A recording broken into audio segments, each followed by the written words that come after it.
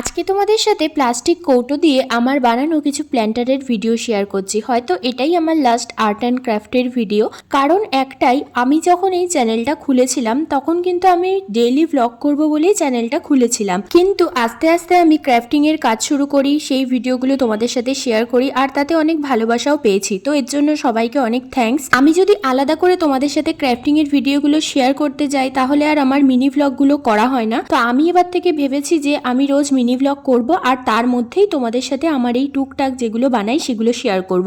আর আমার যেহেতু art and craft সম্পর্কে সেরকম একটা জ্ঞান নেই, আমিও সবারটা দেখে দেখেই শিখে কাজগুলো করি, তার জন্য আমার ডিটেলস ভিডিও বানাতে গেলে খুবই প্রবলেম হয়ে যায়। এই জন্য আমি ভেবেছি যে মিনি ব্লগের মাঝখানেই আমি তোমাদের সাথে অল্প অল্প করে শেয়ার করে দেবো আমি কি কি বানাচ্ছি না বানাচ্ছি। যাই হোক, আজকে যে প্ল্যান্টারগুলো বানাচ্ছি সেগুলোতে কিন্তু আমি ফার্স্টে প্লাস্টিক কৌটোগুলোর ওপর অয়েল পেইন্ট অ্যাপ্লাই করেছি, সেইটা শুকিয়ে যাওয়ার পর এখানে আমি অ্যাক্রিলিক কালার দিয়ে কাজটা করছি। তো এখানে অনেকগুলোই প্ল্যান্টার বানিয়েছি, সবগুলো ডিজাইনই তোমাদের সাথে এক এক করে শেয়ার করলাম। তোমাদের কোনটা সব থেকে বেশি ভালো লাগলো আমাকে কমেন্টে জানিও। আমার কিন্তু এই ভুতু প্ল্যান্টারটা ভীষণ পছন্দ হয়েছে। তো আজকের ভিডিও এইটুকুই, আজকের মতো টাটা।